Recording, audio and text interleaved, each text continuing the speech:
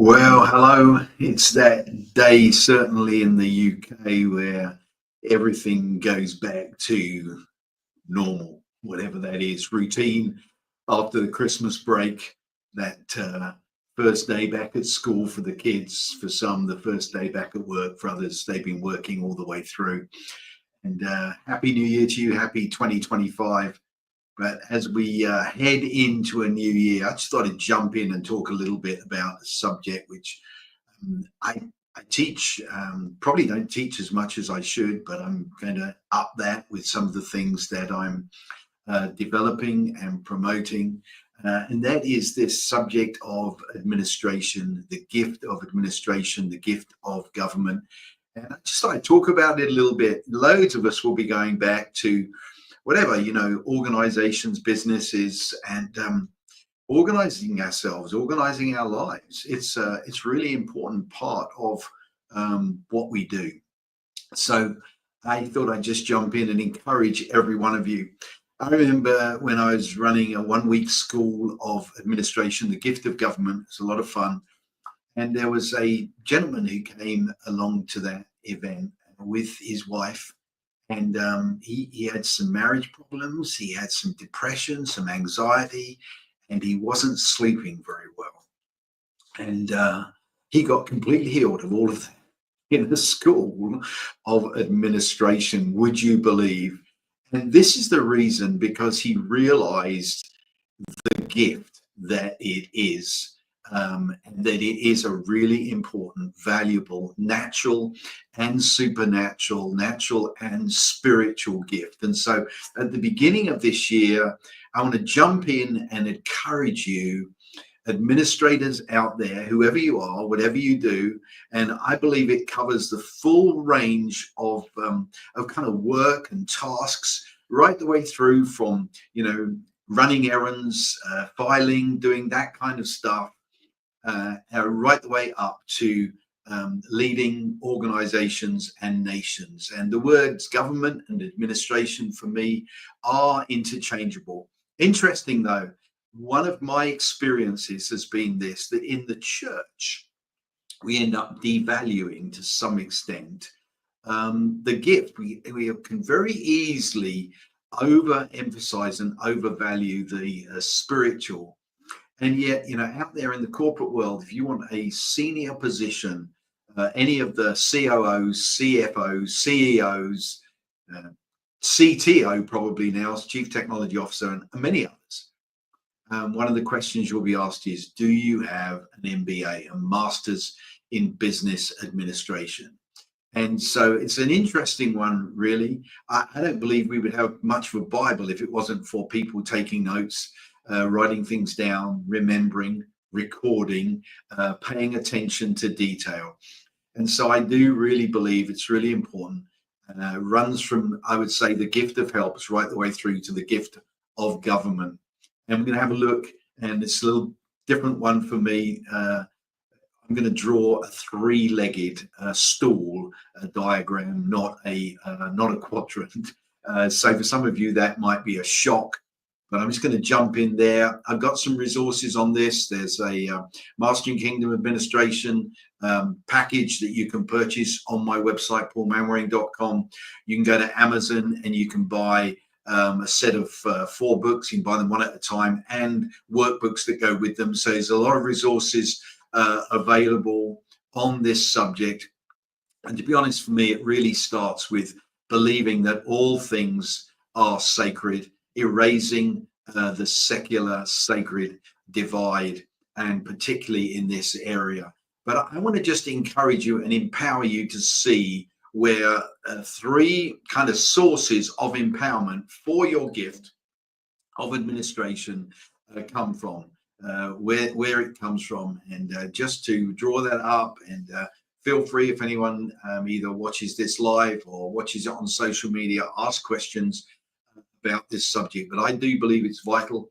I'll never forget the first time I preached on the gift of administration at a leaders advance Bethel quite a few years ago, and several hundred leaders came to the front at the end for prayer for a fresh impartation of the gift.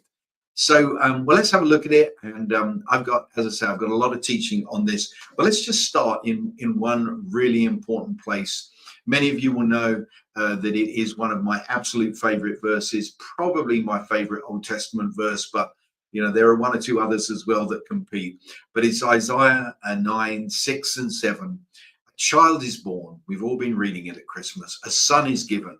This is where it jumps in, and the government will be upon his shoulders. One of the sources of empowerment for administration is sonship, and that sonship that comes from Isaiah 9, 6. The government is on the shoulders of a son. And this is what I absolutely believe, that if the leader isn't a son, they will eventually revert back to a controlling top-down model of leadership. And the model of leadership, kingdom leadership, is empowering. Kingdom leadership is, as it were, the bottom up, empowering people to go further, higher, wider, deeper, and longer. And this is an absolute key for the gift of administration, the gift of government. Wherever we are, whatever rung of the ladder we are in an organization, it's about sonship, it's about daughtership. And it begins there. And I'll add to this just at the end a few thoughts that I might develop on another call. But I'll link some of these things specifically to Moses. So the first point here is that it's about sonship. So that journey that you've been on of identity, of sonship, of sitting in the counseling chair, so to speak, having the inner healing, reading the books on sonship, going to the Father Heart Conference. Well, it's for such a time as this. And I do believe that the two go together. That's why an apostolic move of God has to be partnered with an inner healing move of God. Otherwise, it will revert to an old model of controlling top down. So it's really important for people in leadership everywhere. And of course, it's servant leadership. It's sonship, servant leadership. And that's the way it should be. It's interesting that the most senior person in this country, my country, UK, is the Prime Minister, and he is the first civil servant. And so that's quite interesting for me. So number one, it's a source of your empowerment for this gift is sonship. Secondly, it's power. And you might think, oh, that seems strange. How do we get there? Well, I told you that I was going to go to Moses. Moses is one of the great transition leaders of all time, not just the Bible. And I always say this, he understood the power of God. See, the kingdom administrator who does not understand the power of God will reduce a move of God to what man can do without God. But you see, Moses, he'd still be there if he didn't understand the power. He'd be standing by the Red Sea, looking to recruit people who have boats, can build bridges, can swim, or dig tunnels. But he understood, he'd been trained in the power of God. And so power is absolutely vital. We need to understand the power of God, because if we don't, we'll reduce what God is doing in our lives to what man can do without God. And then thirdly, it's about the presence. It's about the presence of God. And this might intrigue you a little bit. You see, for me, what we see again with Moses is that Moses understood that in the presence, God revealed to him the value that he has for the work of man's hands. And we see this because Moses goes up to the mountain, he receives the 10 commandments, and then he receives the instructions for building the tabernacle. Incredible. The detail that he remembered and brought down the mountain. And God said to him, look for the man called Bezalel, because on him is the Spirit of God. And that looks like craftsmanship. It looks like weaving. It looks like practical skills. You see, the administrator must understand that in the presence, God will reveal the value that he has for the work of man's hands. And so for me, we have these three things go together. And I told you I'd come back here because Moses is a true son. See, Moses leads the people. He doesn't actually get to the promised land. He blesses the next generation to go in and take the land, to go further, wider, higher, and deeper than they have ever gone before. And these are absolute keys. Why, for me, the gift of administration must not be overlooked. We must fully embrace the gift of administration, the gift of government. The verses that I'll typically use, Isaiah 9, 6 and 7, the government be upon his shoulders, and then goes on to say, and of the increase of his government there will be no end, on the throne of David and over his kingdom. For me, that's heaven and earth.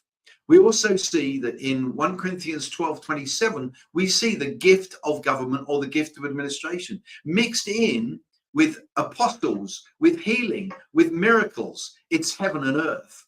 And in Ephesians 1:10, where Paul talks of administration suitable to the fullness of times, that is the summing up of all things in Christ, things in the heavens and things on the earth.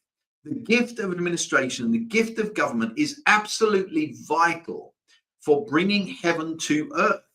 And sometimes it looks incredibly supernatural and spiritual, and sometimes it looks like the Spirit of God is on a man and has enabled him to make things, to build things, to design things. And we need this. Every one of us, I want to encourage every one of you, do not belittle, minimize this incredible gift. I think in many respects, we've suffered a lot from this in our world, and it's time. We need the administrators. Why? Because without administrators who are sons, who understand the power, and who know what happens in the presence, we will reduce moves of God to what man can do without God. It's called the routinization of revival, and we'll manage the life out of it. We need the managers, we need the administrators, but we need them to understand their sons, calling the people to go further, that they have access to the power so that they don't reduce a move of God to what man can do without God, and that they know that in the presence, God values the work of their hands. So I encourage every one of you, if you're an administrator, jump on and have a look at some of my resources. But most importantly, just receive an impartation today from me of this gift. And it covers many areas of life. The truth is that whoever you are, whatever you do, whether you're an artist, running a business, running a charity, leading a church, working in government, whatever it is you're doing, you need the gift of administration. And I have to say that those who stay at home and run the home, they understand this subject much more than many others. Some of the challenges there of juggling many balls in the home. So every one of us needs it. But what I think we need to understand is that it is both a natural and a supernatural gift. And we need it today. Administration's time has come. And as we believe for revival, reformation, renaissance, and the restoration of Judeo-Christian government, I believe that the gift of government, the gift of administration, is going to be central to our ability to lead wisely and well, and to maintain momentum and not see the routinization of revival where we manage the life out of it. Let's manage and administrate the life into it. So may God bless you. And if you are an administrator, if that's what you do, I just want to encourage you and bless you with an impartation and an awareness that you have a vital gift for such a time as this.